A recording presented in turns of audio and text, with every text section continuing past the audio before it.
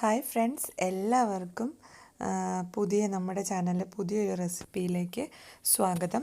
അപ്പം ഇന്ന് നമ്മൾ ചെയ്യാൻ പോകുന്ന റെസിപ്പി ഒരു രസത്തിൻ്റെ റെസിപ്പിയാണ്. ഇതിനുള്ള രസപ്പൊടി നമ്മൾ തന്നെ പൊടിച്ചെടുക്കുന്നതാണ്. അതിന് വേണ്ടിയിട്ട് ഞാനിവിടെ എടുത്തിരിക്കുന്നത് കുറച്ച് കറിവേപ്പില, പിന്നെ കുറച്ച് കായപ്പൊടി, ജീരകം, മല്ലി, ഞാൻ മസൂർ ദാൽ എടുത്തിട്ടുണ്ട്, ഓറഞ്ച് കളറിലുള്ള ദാൽ.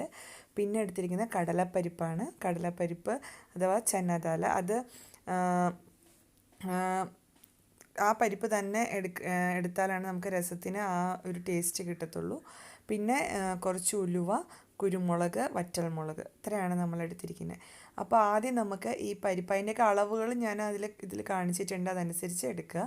അപ്പോൾ ആദ്യം നമുക്ക് ഈ പരിപ്പ്, കുരുമുളക് ഇതൊക്കെ ഒന്ന് പെട്ടെന്ന് മൂത്ത് വരാത്ത ഇതൊക്കെ ആദ്യം നമുക്കൊന്ന് മൂപ്പിച്ചെടുക്കാം. അവസാനം ഉലുവ, ജീരകമൊക്കെ നമ്മൾ വാങ്ങാറാകുമ്പോൾ ചേർത്താൽ മതി. ഇത് ഒരുമാതിരി മൂത്ത് വന്ന ശേഷം മാത്രം അത് ചേർത്താൽ മതി.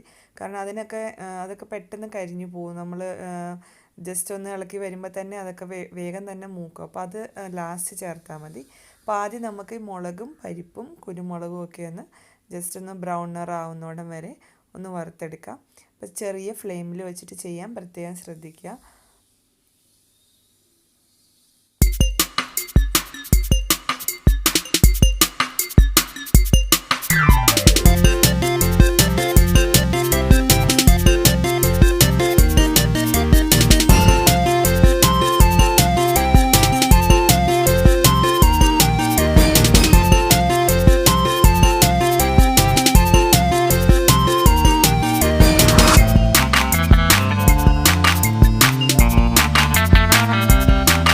ഇത് മൂത്ത് വന്നിട്ടുണ്ട്. ഇനി നമുക്കിതിലേക്ക് ബാക്കി മല്ലി, ജീരകം, ഉലുവ അത്രയും ചേർത്ത് കൊടുക്കാം. കായപ്പൊടി ഇപ്പോൾ നമ്മൾ ചേർക്കുന്നില്ല, അത് കുറച്ചുകൂടി കഴിഞ്ഞിട്ട് ഇതും കൂടി ഒന്ന് മൂത്ത് വരുമ്പോഴേക്കും ചേർത്താൽ മതി.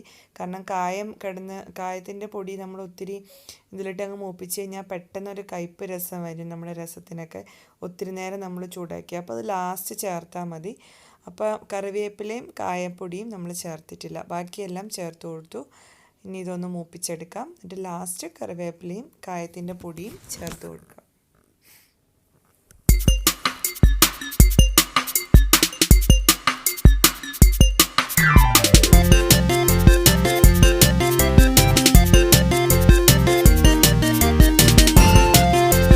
ഇതിലേക്ക് കറിവേപ്പില ചേർത്ത് കൊടുക്കാം. അത് ഞാൻ തണ്ടോടുകൂടി തന്നെയാണ് ചേർത്ത് കൊടുക്കുന്നത്. അത് നന്നായിട്ട് നമ്മളിതിനകത്തിട്ട് വറുത്ത് പൊടിച്ച് കഴിയുമ്പോൾ അതങ്ങ് പൊടിഞ്ഞ് കിട്ടും നമുക്ക്. അന്നേരം ഇത് നമ്മളൊരു എയർ ടൈറ്റിലെ ടിന്നിലാക്കി ഫ്രിഡ്ജിൽ വെച്ചാൽ നമുക്ക് കുറേ നാൾ ഉപയോഗിക്കാൻ പറ്റും. കടയിൽ നിന്ന് വാങ്ങുന്നതിനേക്കാട്ടിലൊക്കെ നല്ല ടേസ്റ്റായിട്ടുള്ള രസപ്പൊടിയാണ്. പിന്നെ നമുക്ക് ഏകദേശം ഇത് വാങ്ങാറായി. ഇനിയിപ്പോൾ കായത്തിൻ്റെ പൊടിയും കൂടി ചേർത്ത് കൊടുത്താൽ നമ്മുടെ രസപ്പൊടി പൊടിക്കാനുള്ള പാകത്തിനായി രസത്തിൻ്റെ കൂട്ട്. അപ്പം നമ്മളിനി ഇതെല്ലാം നന്നായിട്ടൊന്ന് ഇളക്കി കായപ്പൊടി ഇട്ട് ജസ്റ്റ് ഒന്ന് ഇളക്കി സ്റ്റൗ ഓഫ് ചെയ്യുക. ഇനി നമുക്ക് ഇത് നന്നായി തണുത്ത ശേഷം പൊടിച്ചെടുക്കുകയാണ് വേണ്ടത്.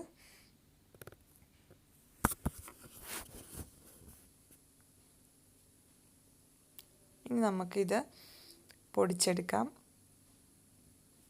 കാരണം ഇതെല്ലാം നന്നായിട്ട് കറിവേപ്പില അങ്ങനെ അധികം അങ്ങോട്ട് നന്നായിട്ട് എന്താ പറയണത്, ക്രിസ്പി ആയിട്ട് വരണമെന്നില്ല. ജസ്റ്റ് ഒന്ന് പൊടിയാൻ പാകത്തിന് കിട്ടിയാൽ മതി. അപ്പോൾ ഇത് തണുത്തിട്ടുണ്ട് നന്നായിട്ട്. ഇനി നമുക്കിതൊരു മിക്സിയുടെ ജാറിലിട്ട് നല്ല ഫൈനായിട്ട് പൊടിച്ചെടുക്കണം. ഇത് മിക്സിയുടെ ജാറിലിട്ടൊന്ന് നന്നായി പൊടിച്ചെടുക്കാം. പിന്നെ നമ്മൾ ഈ രസത്തിലേക്ക് ചേർക്കുന്ന തക്കാളി, ഞാൻ ഒരു വലിയ തക്കാളി ചെറുതായിട്ട് അരിഞ്ഞത്, വെളുത്തുള്ളി ചെറുതായിട്ട് കൊത്തി അരിഞ്ഞത്, പിന്നെ മല്ലിയിലയ്ക്ക് പകരം ഞങ്ങൾ ഉപയോഗിക്കുന്ന ഒരു ഇല, ഇവിടെ നമ്മുടെ വീട്ടിൽ തന്നെ ഉണ്ടാകുന്നതാണ് മല്ലിയിലയുടെ സെയിം ടേസ്റ്റാണ്. എനിക്കിൻ്റെ പേരറിയില്ല, പക്ഷെ ഞാൻ അതാ ചേർക്കുന്നത്. നിങ്ങൾക്ക് മല്ലിയിലയാണെങ്കിൽ അത് ചേർക്കാം. അപ്പോൾ ഇതാ പൊടി ഞാനിവിടെ പൊടിച്ചെടുത്തിട്ടുണ്ട്, രസപ്പൊടി. അപ്പോൾ ഇത് പൊടിക്കുന്ന സമയത്ത് നിങ്ങൾക്ക് വേണമെങ്കിൽ ഇതിലേക്ക് കുറച്ച് കാശ്മീരി ചില്ലി പൗഡർ ചേർക്കാം, 1 ടീസ്പൂൺ. അപ്പോൾ ഒരു കളർ കിട്ടും. പിന്നെ ഞാൻ ഒരു ചെറിയ നെല്ലിക്ക വലുപ്പത്തിൽ പുളി എടുത്തിട്ടുണ്ട്, വാളം പുളി. അതിലേക്ക് ഞാൻ ഇച്ചിരി വെള്ളം ഒഴിച്ച് വെച്ചിട്ടുണ്ട്. അത് നമുക്ക് ലാസ്റ്റ് ചേർക്കാനാണെന്ന് കുതിർന്ന് കിട്ടാൻ വേണ്ടി. അപ്പോൾ ഇപ്പം നമുക്ക് ഇനി ബാക്കിയുള്ള ആ പാത്രത്തിൽ തന്നെ നമുക്ക് ചെയ്തെടുക്കാം. നമ്മൾ ആ വറുത്ത പാത്രത്തിൽ തന്നെ കുറച്ച് വെളിച്ചെണ്ണ ഒഴിച്ചു കൊടുക്കുക. ഇനി ഇതിലേക്ക് എണ്ണ നന്നായി ചൂടായി വരുന്ന സമയത്ത് കടുകിട്ട് കൊടുക്കുക. 1/2 ടീസ്പൂൺ കടുകിട്ട് കൊടുത്തിട്ടുണ്ട്.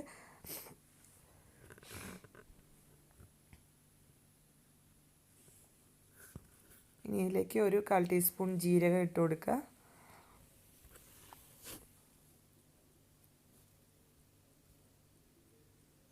രണ്ട് വറ്റൽമുളക് മുറിച്ചിടാം.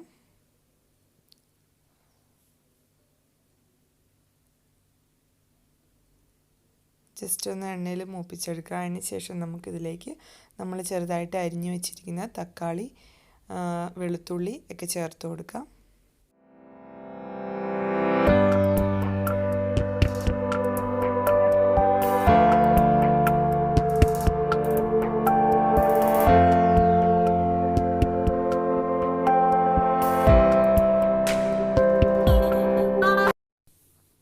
ഇതിലേക്ക് നമുക്ക് അല്പം ഉപ്പ് ചേർത്ത് കൊടുക്കാം. രസത്തിന് ലാസ്റ്റ് ഉപ്പ് നോക്കിയിട്ട് ചിലപ്പോൾ ചേർക്കേണ്ടി വരും.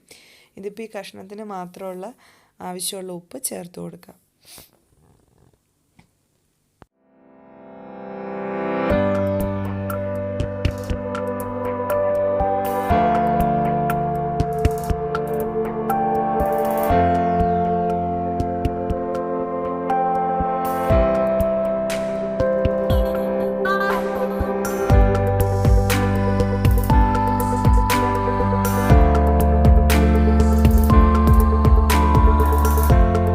നമുക്കിതൊന്ന് അടച്ചു വെച്ച് ഒരു 5 മിനിറ്റ് ഒന്ന് ചെറിയ ഫ്ലെയിമിൽ വേവിച്ചെടുക്കാം. തക്കാളിയൊക്കെ ഒന്ന് ഉടഞ്ഞ് കിട്ടുന്നോടം വരെ. ഇപ്പം നമ്മൾ തക്കാളിയൊക്കെ ഒന്ന് പാകത്തിന് വെന്ത് വന്നിട്ടുണ്ട്. തീരെ അങ്ങ് ഉടയണ്ട, എന്നാൽ ഒന്ന് ആവശ്യത്തിനൊന്ന് വെന്ത് കിട്ടിയാൽ മതി. ഇപ്പോൾ നമുക്ക് ഇതിലേക്ക് പുളി പിഴിഞ്ഞൊഴിക്കാനുള്ള സമയമായി. അപ്പോൾ നമ്മൾ വെള്ളം ഒഴിച്ച് വെച്ചിരുന്ന പുളി ജസ്റ്റ് ഒന്ന് ഇതാക്കി ഒഴിക്കുക. അതിന് മുമ്പായിട്ട് നമ്മൾ പൊടി ചേർത്ത് കൊടുക്കണം. നമ്മൾ രസത്തിന് പൊടിച്ചു വെച്ചിരുന്ന പൊടി. അപ്പോൾ അത് ഞാനിപ്പോൾ ഒരു വലിയ സ്പൂണിന് ഒരു ടേബിൾ സ്പൂണ് 2 സ്പൂണാണ് ചേർത്ത് കൊടുക്കുന്നത്.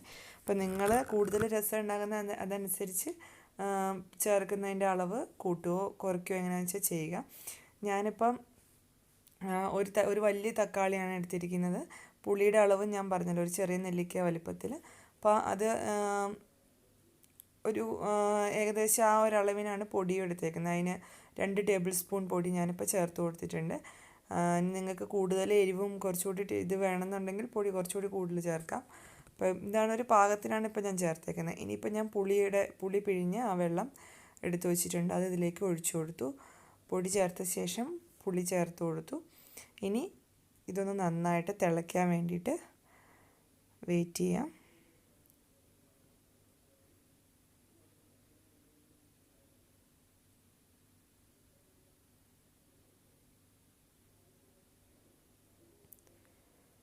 ഇപ്പം എന്താ നമ്മൾ പുളിയും പൊടിയൊക്കെ ചേർത്തു, തക്കാളിയും എല്ലാം കൂടി ചേർത്ത് അരപ്പ് നന്നായി തിളച്ച് തുടങ്ങി. ഇനി നമുക്കിതിലേക്ക് ആവശ്യത്തിന് വെള്ളം ചേർക്കാം. അത് നല്ല വെള്ളം പോലെ രസം ഇരിക്കണമെങ്കിൽ കുറച്ചധികം ചേർത്ത് കൊടുക്കുക. അതല്ല കുറച്ച് കുറുകിയിരിക്കുന്ന രസമാണ് ഇഷ്ടമെങ്കിൽ വെള്ളം അത് നിങ്ങളുടെ ഇഷ്ടത്തിന് ചേർക്കുക. ഞാനിപ്പോൾ ഒരു മീഡിയം രീതിയിലാണ് ചെയ്യുന്നത്. തീരെ അങ്ങോട്ട് കുറുകിയല്ല. രസമാകുമ്പോൾ കുറച്ച് വെള്ളമായിട്ടിരിക്കുന്നതാണല്ലോ നല്ലത്. അപ്പോൾ ഞാൻ അതനുസരിച്ചിട്ട് ഒരു ചെറിയ ജഗ്ഗിന് ഒരു പാത്രം വെള്ളം ഒഴിച്ചു കൊടുത്തിട്ടുണ്ട്. ഇനി ഇതൊന്ന് തിളക്കട്ടെ.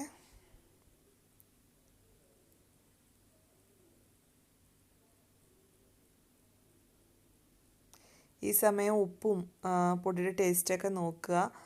എന്തെങ്കിലുമൊക്കെ കൂടുതൽ വേണമെന്നുണ്ടെങ്കിൽ ചേർത്ത് കൊടുക്കുക. അപ്പം ഞാൻ ഇച്ചിരി ഉപ്പ് ഇട്ട് കൊടുക്കുന്നുണ്ട്. ഉപ്പ് കുറവാണ്.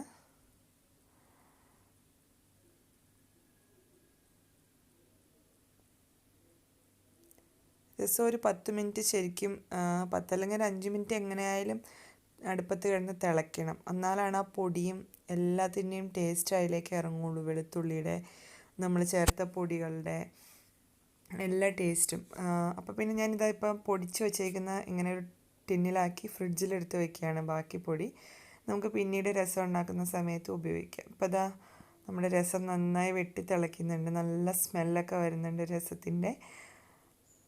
അപ്പോൾ നമുക്ക് ആ സമയത്ത് നമ്മുടെ മല്ലിയില ഞാൻ പറഞ്ഞു, മല്ലിയില പോലെ തന്നെയുള്ള ഒരു ഇലയാണ്. അതിൻ്റെ പേരെനിക്കറിയില്ല. നമ്മുടെ വീട്ടിലുണ്ടാകുന്ന ഒരു ഇലയാണ്. മല്ലിയിലയുടെ സെയിം മണമൊക്കെയാണ്. അപ്പം നിങ്ങളുടെ കയ്യിൽ മല്ലിയില ഉണ്ടെങ്കിൽ അത് ചേർത്ത് കൊടുക്കുക. ഞാനിപ്പോൾ ഇതുള്ളതുകൊണ്ട് ഇതാണ് ചേർത്ത് കൊടുത്തിരിക്കുന്നത്.